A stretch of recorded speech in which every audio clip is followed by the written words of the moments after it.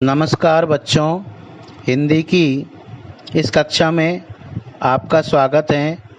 बच्चों, आज हम पाठ 6 भगवान के डाकिए जो कि श्री रामधारी सिंह दिनकर द्वारा लिखी गई कविता का अध्ययन करेंगे। इस कविता में पक्षी व बादल को भगवान के डाकियों के रूप में प्रस्तुत किया गया है। ये डाकिए मानव निर्मित सीमा के बंधन को तोड़ते हुए एक देश से दूसरे देश तक जाते हैं। उनकी लाई चिट्ठियों को पेड़ पौधे पढ़ते हैं। तो आज हम इसका अध्ययन करेंगे। सबसे पहले मैं इसके पहले पैराग्राफ को बोल रहा हूँ। पक्षी और बादल ये भगवान के डाकिए हैं। डाकिए का मतलब पोस्टमैन, जो संदेश देते हैं, संदेशों का आदान प्रदान करते हैं, जो एक महादेश से दूसरे महादेश को जाते हैं।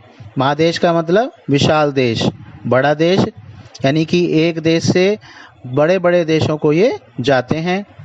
हम तो समझ नहीं पाते हैं, मगर उनकी लाई चिट्ठियाँ, कवि इसमें कह रहा है या कवि यहाँ बता रहा है कि हम तो समझ नहीं पाते हैं, कि भाई हम तो नहीं जान पाते हैं, मगर का मतलब लेकिन उनकी लाई चिट्ठियाँ, चिट्ठियाँ का मतलब यहाँ पत्र से है।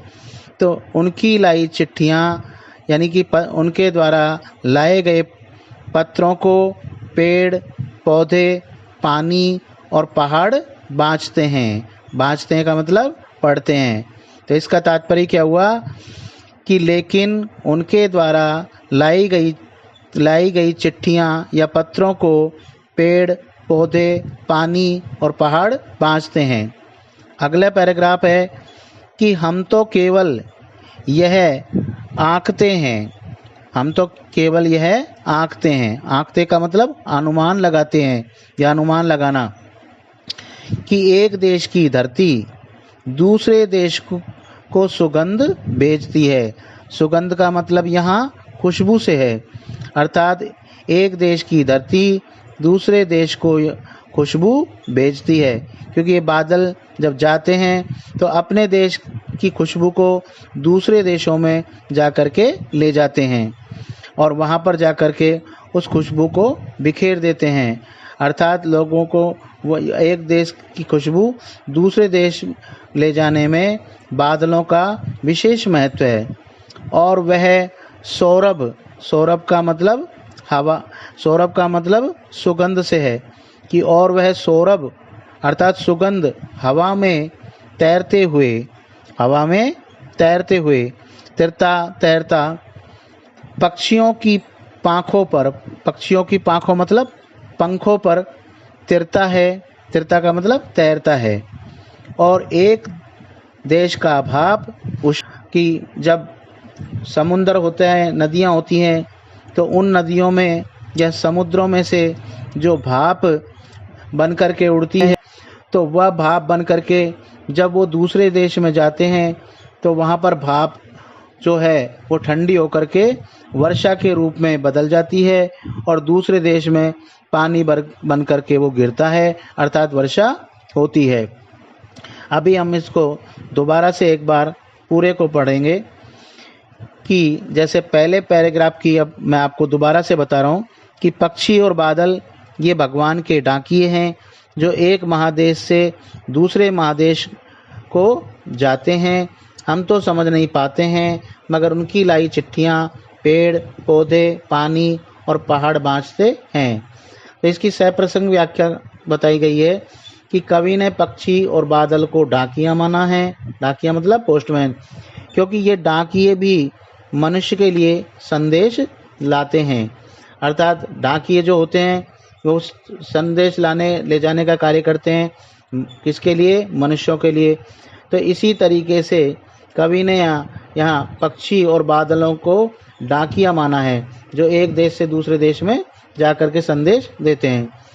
कवि का कहना है कि जिस प्रकार डाकिए मनुष्य के लिए चिट्ठियाँ लाते हैं और उनमें लिखा सुखद या दुखद समाचार पढ़कर मनुष्य सुख या दुख का अनुभव करते हैं, उसी प्रकार पक्षी और बादल भी भगवान के डाकिए हैं।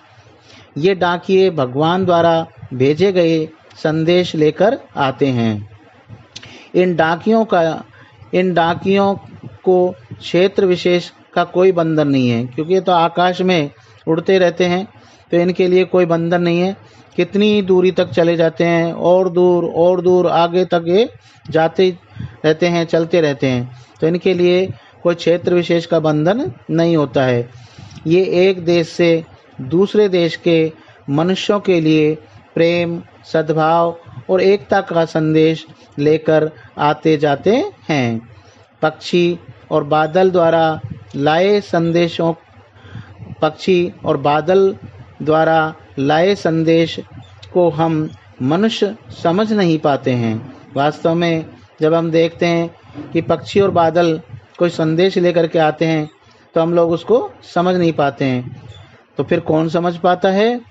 उनकी लाई चिट्ठियों का संदेश, अर्थात उनके द्वारा जो संदेश दिया जाता है, उस संदेश को पेड़, पानी और पहाड़ पढ़ते हैं, अर्थात वो उसको समझते हैं।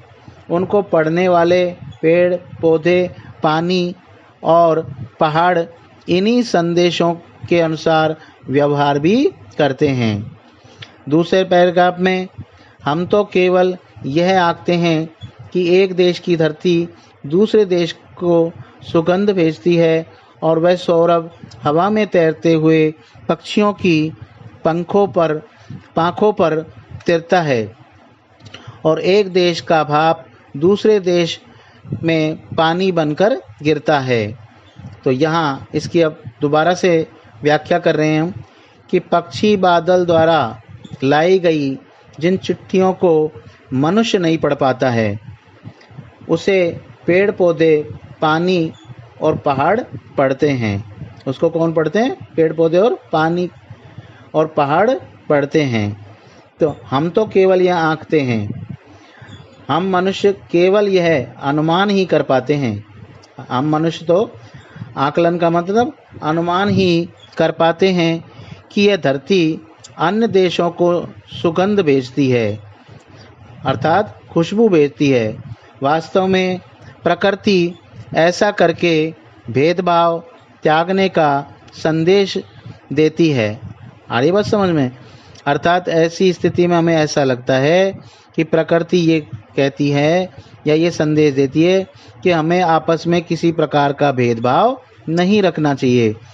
धरती द्वारा भेजा गया सौरभ का मतलब सुगंध, हवा में तैरते हुए पक्षियों के पंखों पर तैरता हुआ देश की सीमाओं का बंधन तोड़ते हुए किसी अन्य देश के वातावरण में घुल मिल जाता है। लाइन आई है इसमें कि वह सौरभ हवा में तैरते हुए पक्षियों की पांखों पर तैरता है। प्रकृति द्वारा भेदभाव न करने का ये उदाहरण है कि भाई प्रकृति जो है वो किसी भी प्रकार का भेदभाव नहीं करती है।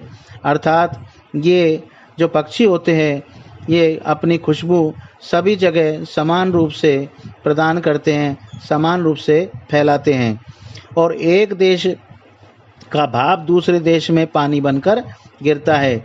इसी प्रकार कि किसी भी देश के नदी, सागर, झील, सरोवर आदि का पानी भाप बनकर उड़ता है और यह भाप ठंडी होने पर वर्षा के रूप में अपने देश में ही नहीं बल्कि अन्य देशों में भी बरस जाती है। क्योंकि जब सूर्य की किरणें समुद्र पर, पानी पर पड़ती है, नदी, झीलों में पड़ती है, तो वो पानी वाष्पीकरण होकर के उड़ता है और फिर वो बाद में ठंडा होकर के वर्षा का रूप ले लेता है। और ये वर्षा कहीं भी हो सकती है, इसमें किसी भी प्रकार का भेदभाव नहीं होता है। हमारे देश के बादल दूसरे देशों में जाकर भी वर्षा करते हैं। तो इस तरीके से इसमें कवि ने ये संदेश दिया है। हमारे देश के पक्षियों की पंख पर जो खुशबू लगी रहती है वो सभी देशों में फैलती है। इसी प्रकार हमारे बादल जगह जगह वर्षा करके और लोगों में किसी प्रकार का भेदभाव नहीं करते हैं। तो इसके कविता के साथ में मैं आपको इसकी अर्थ की प्रति भेजूंगा, उसको देख देख करके आप अच्छी तरीके से अपनी उत्तर पुस्तिकाओं में लिख लेना।